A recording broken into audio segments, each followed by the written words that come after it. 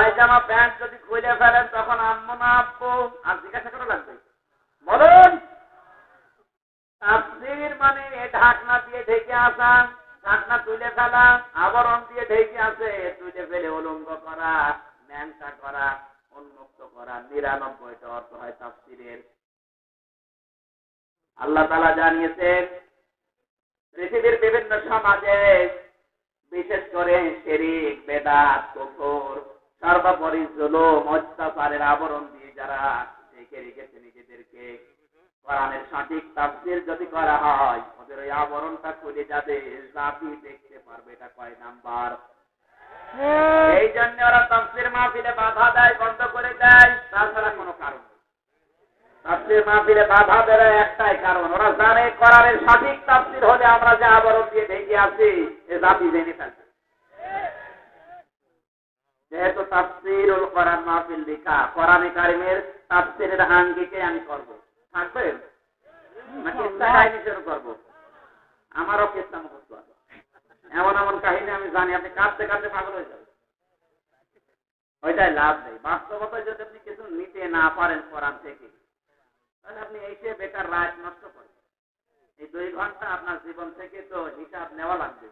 কিয়ামতের ময়দানে এই 2টা ঘন্টা আল্লাহর দরবারে হিসাব দেওয়া লাগবে।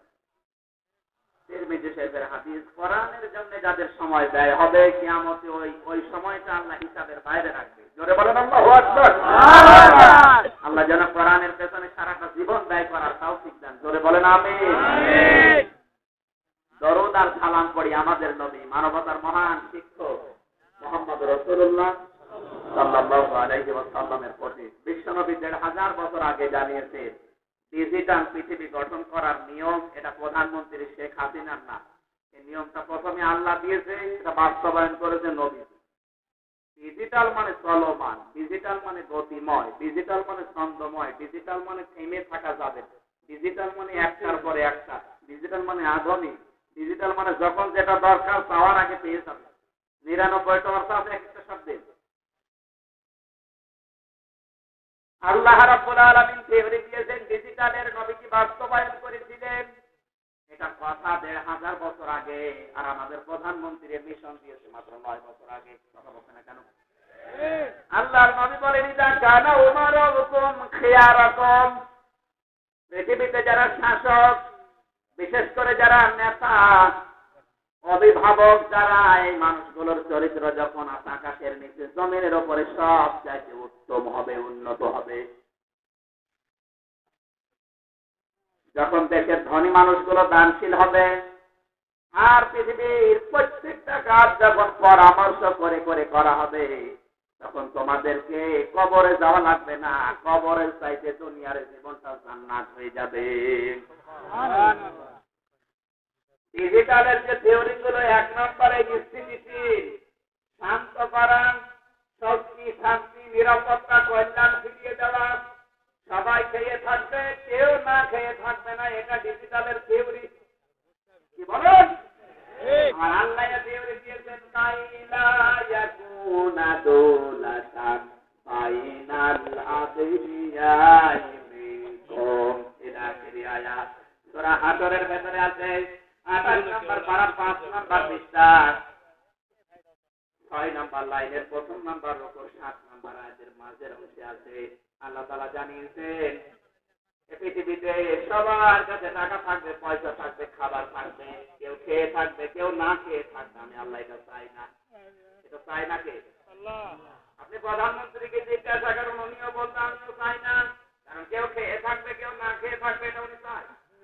বলেন উনি চাই না, তার বাস্তব প্রমাণ কি? মনে মনে ব্যানার বাংলা থাকে, প্রধা এবং দারিদ্র মুক্ত বাংলাদেশ গঠন করা আমাদের অঙ্গীকার। এটি প্রধানমন্ত্রী শেখ হাসিনা।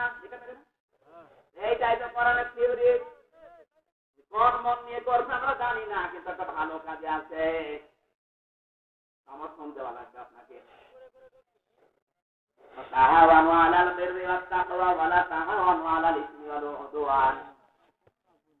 সূরা মায়েদার 2 নম্বর আয়াতের ভেতরে আল্লাহ জানিয়েছেন, শেষের দিকে আছে আল্লাহ তাআলা বলেন, কেউ যদি ভালো কাজ করে তাকে সাহায্য সহযোগিতা করে এগিয়ে দাও, আর কেউ যদি মন্দ কাজ করে, অবৈধ কাজ করে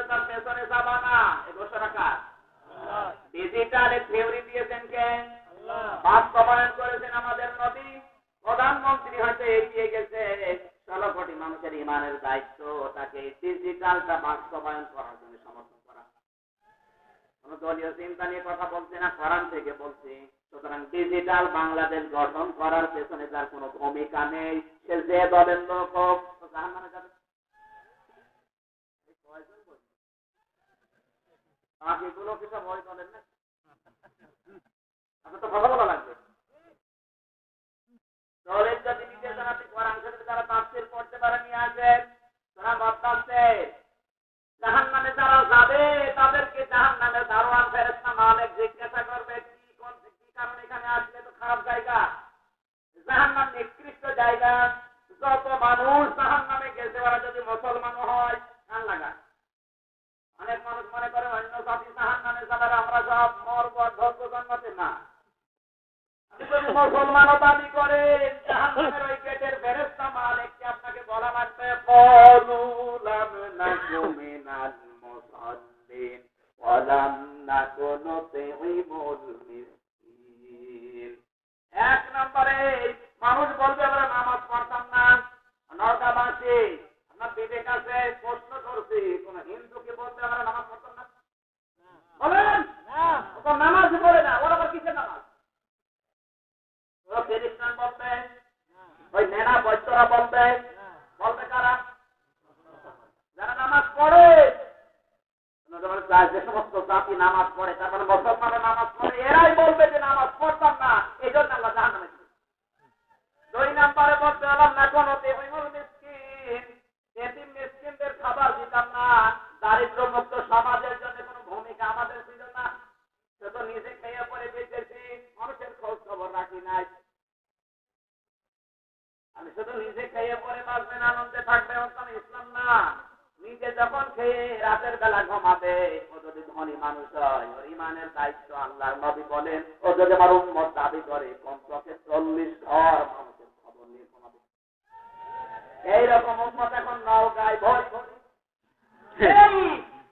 অথচ চোখ পা একেবারে পা পর্যন্ত মনে উন্মত হয়ে বসে। এটা ডিজিটালের থিওরি।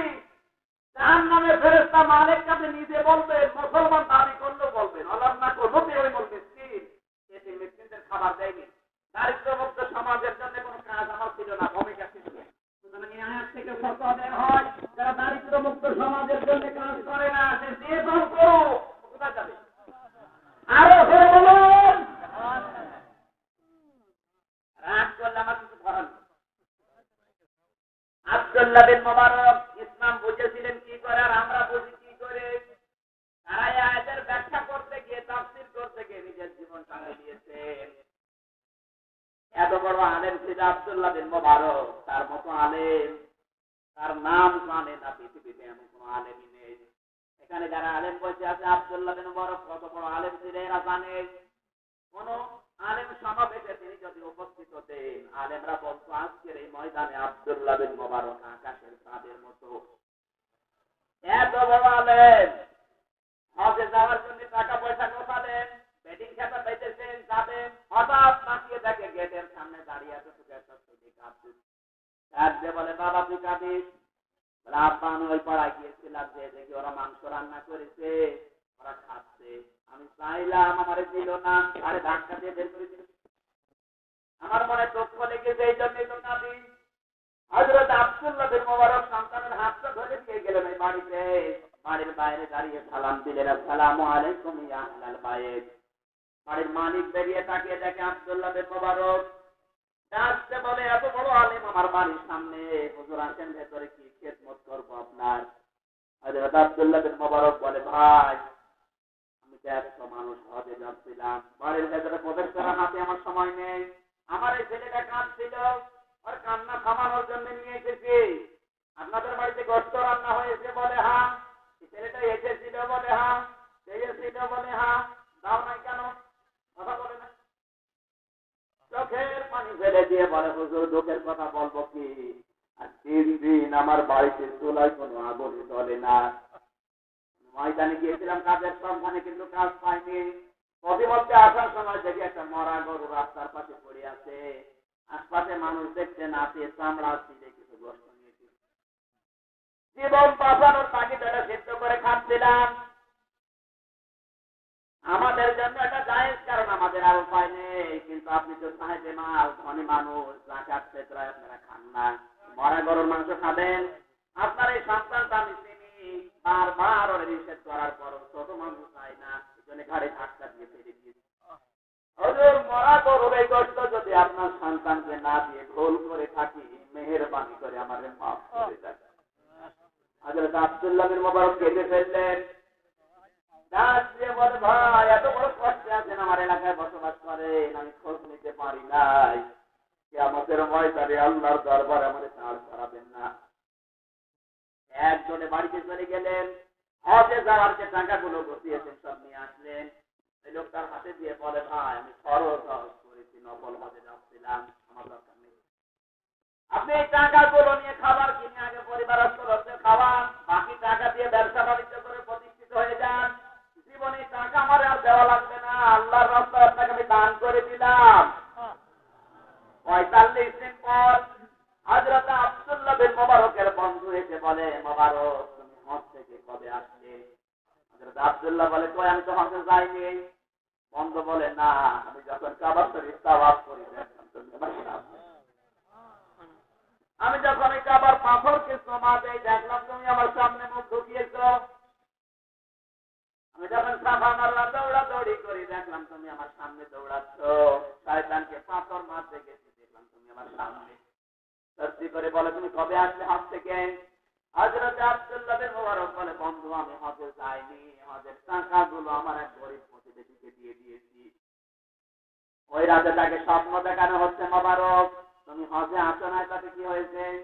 তোমার যে দান, তোমার যে স্যাক্রিফাইস, এটা আল্লাহর দরবারে এত বেশি পছন্দ হয়েছে, মহান আল্লাহ এটা ফেরেশতাকে তোমার আকৃতি ধারণ করিয়ে যত কাজ আছে হজের সব আল্লাহ নিজে সম্পাদন করে দিয়েছে। আর এবছরে আরাফাতের ময়দানে যত লক্ষ লক্ষ মানুষ হজে এসেছে, তোমার ওই দানের ওসিলায় সবার হজ আল্লাহ কবুল করে নিয়েছে। এর নামে বাবু ডিজিটাল বাংলাদেশ গঠন করার যাদের ভূমিকা নেই, কাজকর্ম নেই, যাদের দায়িত্ব নেই, আপনি দল করেন, গ্যারান্টি দিয়ে বলতে আপনি জাহান্নামে যাবেন। সুতরাং ডিজিটাল সেইটা হয়তো আপনাকে বোঝা লাগবে। মাইনা লাটে নিয়ে আই মিন কম দেওয়ার পরে আল্লাহ থিওরি দিয়েছেন, পৃথিবী ডিজিটাল করতে চাও, ওয়ামাতাকুমুর রাসূলু ফাখুযু ওয়া মা নাহাকুম আনহু ফান্তাহু। এটা আখেরি আয়াত। আল্লাহ পাক বলেন, আমার নবী যা দিয়েছে তোমরা দিয়ে ধরো, আমার নবী যা নিষেধ করে ছেড়ে দাও, পৃথিবী এমনিতেই ডিজিটাল হয়ে যাবে। নবীজি এখানে আঁকড়িয়ে ধরার কথা বললেন, যারা দেশের দায়িত্বশীল, যারা দেশটা পাবে, তাদের চরিত্র আকাশের নিচে জমিনের উপরে সব চাইতে ভালো হওয়া লাগবে। বাংলাদেশে এখন ১৬২৮ জন মানুষ দায়িত্বে আছে। আমাদের মমতা মহিমা প্রধানমন্ত্রী শেখ হাসিনা থেকে শুরু করে আবু বকর সিদ্দিক ভাই পর্যন্ত, আমার দাদা চেয়ারম্যান আওয়ামী লীগের, উনি আওয়ামী লীগের দাদা বলে দেখেছি, এই জন্য ওনার নামটা বললাম। এই ১৬২৮ জন মানুষের চরিত্র যখন হযরত ওমরের মতো হবে, আল্লাহর কসম বাংলাদেশ ডিজিটাল হবে ২১ সাল, ৪১ সাল, ৭১ সাল না, ১৬ ঘন্টায় যথেষ্ট। আজ বাংলাদেশের কত জায়গা থেকে মেয়েদের কান্নার আওয়াজ আছে। বাংলাদেশের সর্বোচ্চ বিদ্যাপীঠ, আমি তো বিশ্ববিদ্যালয় থেকে শেষ করে আসলাম, দেখেছি অনেক স্যারের রুম থেকে মেয়েদের কান্নার আওয়াজ আছে। কত গার্মেন্টস ফ্যাক্টরি থেকে যারা দায়িত্বে আছে তাদের রুম থেকে মেয়েদের কান্নার আওয়াজ আছে, আমি নিজে দেখেছি। এটা যদি হয় দায়িত্বশীল মানুষদের আচরণ চরিত্র, পৃথিবী ডিজিটাল হবে আবার কবে? কিয়ামতের পরে।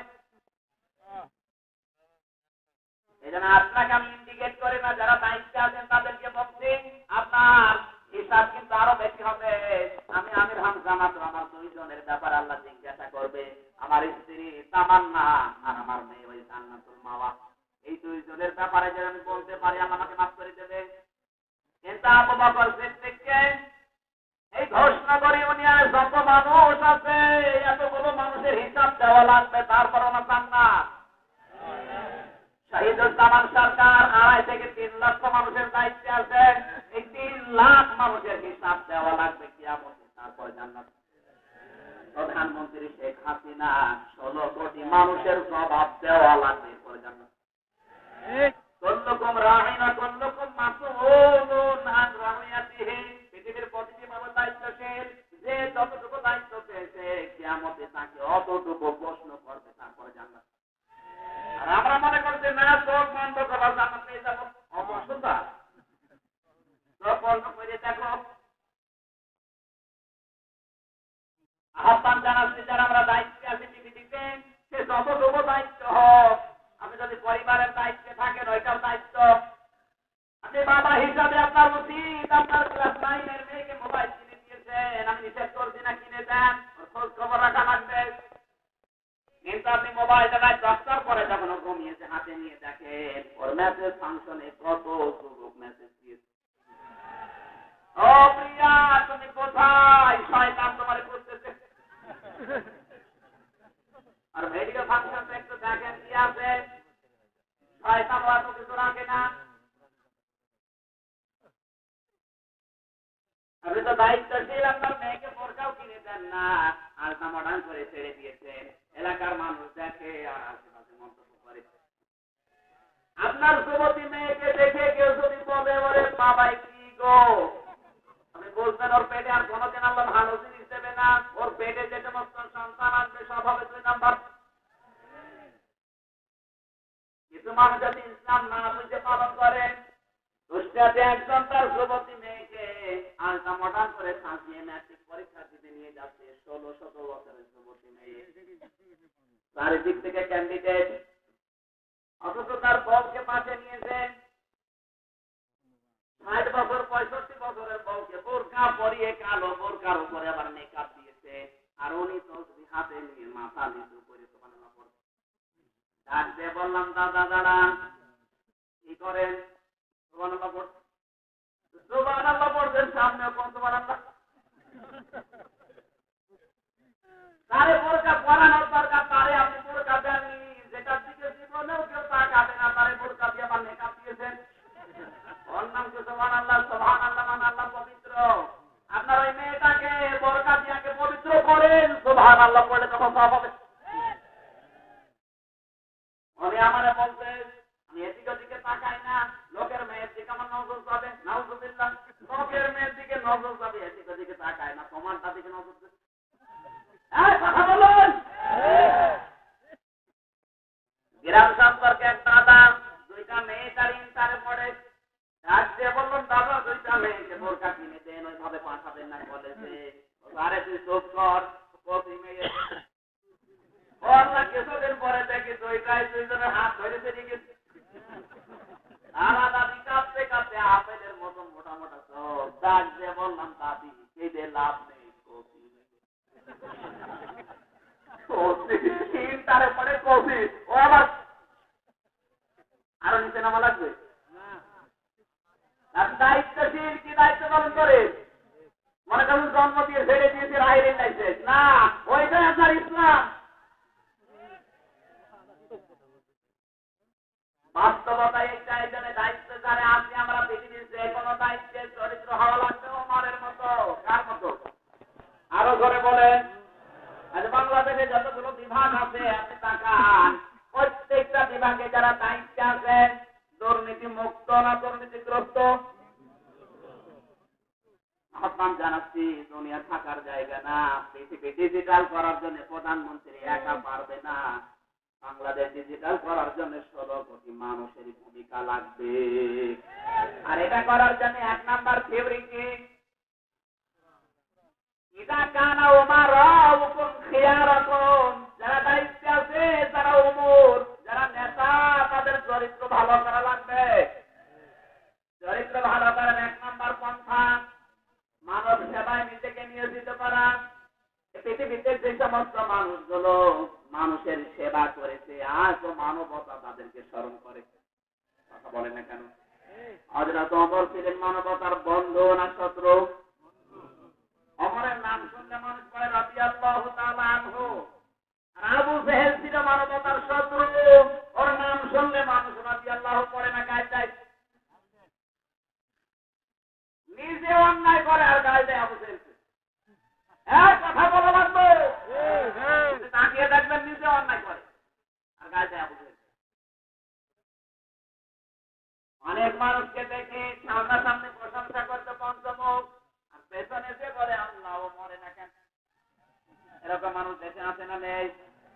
আমা বাকাত আলাইহিমুস সামাউ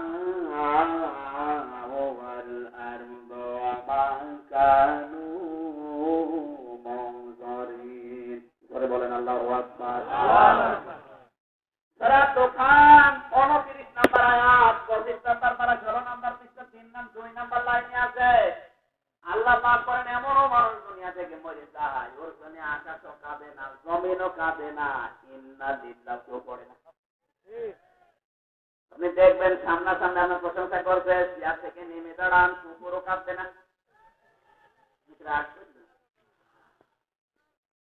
উপন্যাসে পড়েছিলাম হাজ্জাজ বিন ইউসুফ, এই লোকটা ছিল জালেম, ওর জীবনে কোনো ভালো কাজ পায়নি, একটা ভালো কাজও করেছে যে কোরআন শরীফে যে জেদ জবর দিয়েছে, কিন্তু এত অত্যাচার করেছে মানুষের মুখে মুখে ওর নাম হয়ে গেছে জালেম।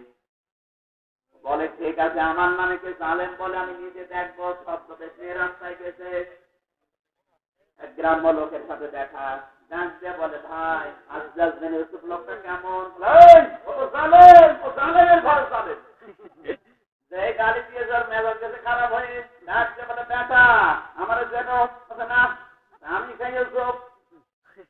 চিন্তা করতে আমার তো মাথা থাকবে।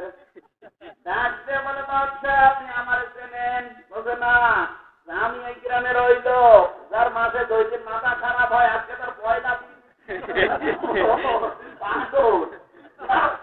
ছেড়েছিলাম পাগল বলে বেঁচেছি। আজ আমরা অনেকে পাগল বলে বেঁচে যাচ্ছি। আরো কিছু আমার লাগবে না? না বোঝা নাম করে বসে আছে।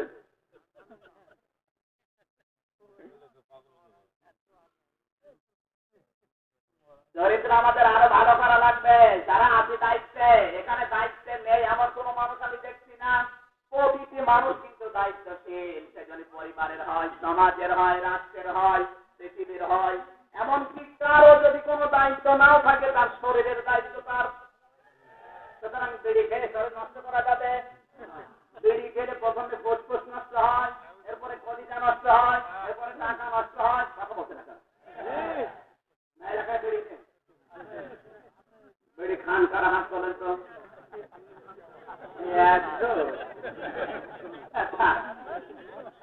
এত মানুষ একজন বেড়ি খায়, এলাকার দোকান চলে কোন খায়।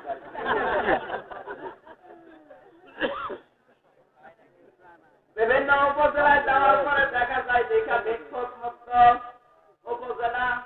কালকে আপনি এই নদীপুর পৌরসভাকে ঘোষণা দিয়ে দেবেন, অথবা পত্নীতলা থানাকে ঘোষণা দিয়ে দেবেন চুরি মুক্ত। প্রধানমন্ত্রী উপহার দেবে আপনাদের। কারণ 22,000 কোটি টাকা লস হচ্ছে। 22,000 কোটি টাকা প্রতি বছরে মানুষ এই ধোয়া দিয়ে উড়িয়ে দিচ্ছে।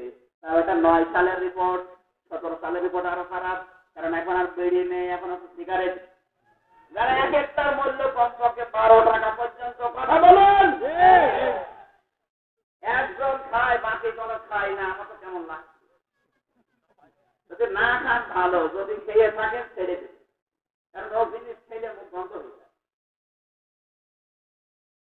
বন্ধ হয়, ওর পাশে নামাজে দাঁড়িয়ে নামাজ ভেঙে যায়। কথা বলুন, ও তো টের পাচ্ছে না কি হচ্ছে। টান কি মুরব্বী মানুষের টান আমি দেখেছি, টানতে টানতে লুঙ্গি খুলে যাচ্ছে, ওর টান ছাড়ে না। অনেকে বলে ও তো টেনশনে আমি বেড়ি খাই। বেড়ি খেলে টেনশন আরো বাড়বে। মেয়েদেরও দোষ আছে। মা বোন যারা এসেছেন, যাদের স্বামী বেড়ি খায়, ওর বিছানা আলাদা করে দেবেন। ও শয়তান তাকে কোন জায়গায় দেখবো, বাধ্য হয়ে বিড়ি ছেড়ে দেবে। দেশের ধনী মানুষ যারা আছি তাদের দানশীল হওয়া লাগবে। এখন দানশীল মানুষ কম না বেশি? নেই। মানুষ সব কৃপণ হয়ে দাঁড়িয়েছে এখন। এত কৃপণ, গল্পে পড়লাম এত কৃপণ এই লোকটা একটা জামা বানিয়েছে, নামাজ পড়বে, জামাটা ছিঁড়ে যাচ্ছে যাচ্ছে ভাব, ওটা অর্ধেক কেটে অর্ধেক দিয়ে বানিয়েছে একটা হাফ জামা। হাফ জামাও ছিঁড়ে যাচ্ছে, ওইটা কেটে সেটে বানিয়েছে একটা টুপি, ওইটাও ছিঁড়ে যাচ্ছে। পরিষ্কার করার পরে ভেজা টুপি দিয়েছে আগুনের উপরে শোকাতে, আল্লাহর ইশারা গেছে আগুনে পড়ে আগুন ধরে গেছে। ওই ছাই তুলে দাঁত মেজে কলি কষা পচা আল্লাহ টাকাগুলো আমি পানিতে ছাড়লাম। এত কাজ করার পরে ও টাকা শোধ হচ্ছে না।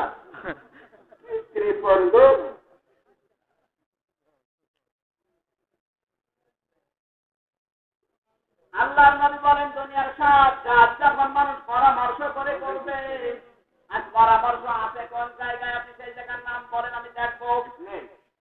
পরিবারে আজ পরামর্শ নেই, স্বামীর মন যা লাগে তাই করেন, কিন্তু ইসলাম বলেছে স্বামী আর স্ত্রী পরিবারের কোন বিষয় নিয়ে যদি এক জায়গায় বসে আলাপ করে আল্লাহর রহমতের দৃষ্টি আল্লাহ দিয়ে রাখে।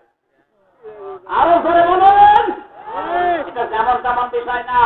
আপনার দিকে আপনার স্ত্রীর দিকে আল্লাহর রহমতের দৃষ্টি আল্লাহ নিক্ষেপ করে রেখেছে, অথচ আপনারা কাজ করছেন পরিবারের আলাপ নিয়ে। তোমার বলতে পারেন আজ বাংলাদেশে আলাপ হয়, পরিবারের আলাপই হয়, নিজের বউ বাঁচিয়ে অন্যের কাছে। শুধু একজন চিল্লাচ্ছে, ওর মনে হয় ঝামেলা চিল্লা দেখে না।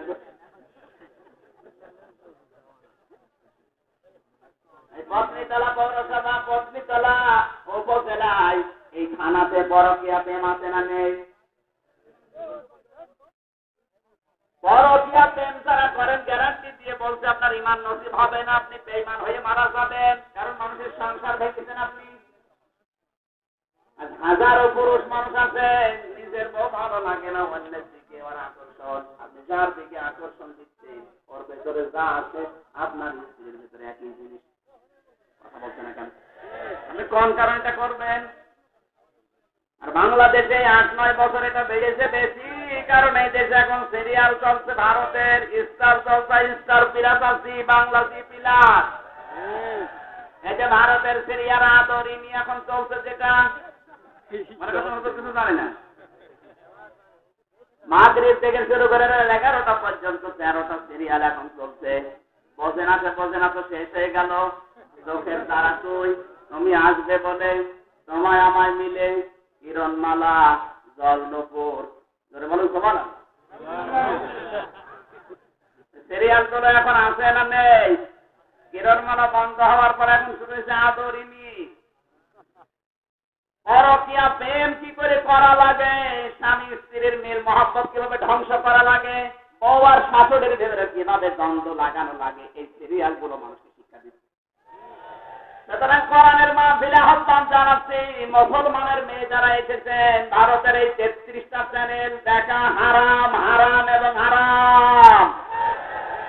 তওবা করা লাগবে, আর কোনদিন ভারতের সিরিয়াল দেখবো না। কারা রাজি আছেন দেখি? এই আপনারা না, ওদের বলছি, আপনারা দেখেন না, দেখে তো ওরা। ক্যামেরা লাগো, ওদের দিকে ক্যামেরা মারো, হাত তুলেছে কিনা দেখো।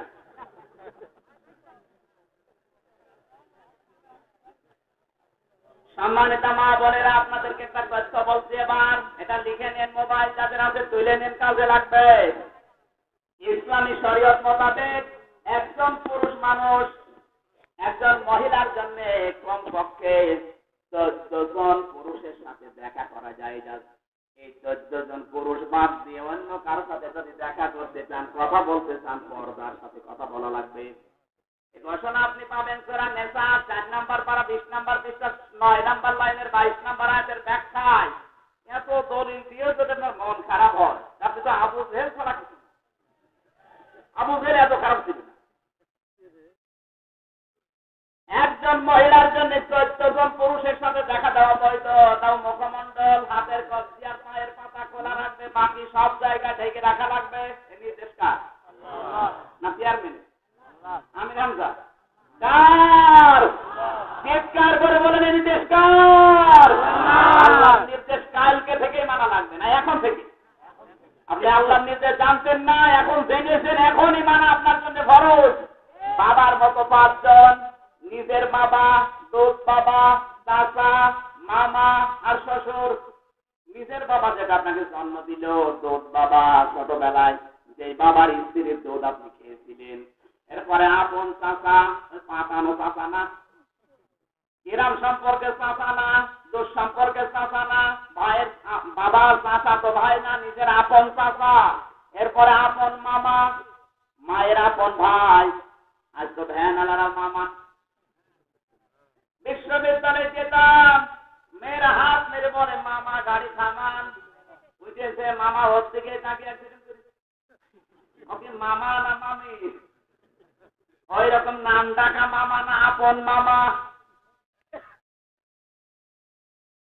এরপরে শ্বশুর, আপন শ্বশুর হওয়া লাগবে, চাচা তো মামা তো ফুফো তো শ্বশুর সব পান, ওদের সাথে দেখা করতে হলে অবশ্যই আপনাকে পর্দা মেনটেন করা লাগবে, এটা খরচ। এরপরে ভাইয়ের মতো 5 জন, আপন ভাই, দুধ ভাই, দাদা ভাই, নানা ভাই আর নাতি। এরপরে ছেলের মতো 4 জন, নিজের ছেলে, ভাইয়ের ছেলে, বোনের ছেলে আর মেয়ের জামাতা। নিজের ছেলে যেটা জন্ম দিয়েছেন ওই ছেলের সামনে যদি মুখমণ্ডল, হাতের কবজি, পায়ের পাতা উলঙ্গ থাকে অসুবিধা নেই, কিন্তু বাকি শরীর সব ঢেকে রাখা লাগবে। এরপরে ভাইয়ের ছেলে, আপন ভাইয়ের ছেলে, এরপরে বোনের ছেলে, আপন বোনের ছেলে, মেয়ের জামাতা মানে আপনার মেয়ের যে জামাইটা, কথা কথা গেছে। ঠিক এইরকম ইসলামী শরীয়ত মোতাবেক একজন পুরুষ মানুষের জন্য 14 জন নারীর সাথে দেখা করা যায় যাচ্ছে। মায়ের মতো 5 জন, নিজের মা, দুধ মা, খালা, ফুফু আর শাশুড়ি। এখানে লক্ষ্য করেন, নিজের আপন মা, দুধ মা, খালা, এই খালা বলতে আপনার আপন খালা। অনেকে রাস্তাঘাটে তারে তাকে খালা বলে, ওটা উদ্দেশ্য না, খালা বলার উদ্দেশ্য খালার একটা মেয়ে আছে তার।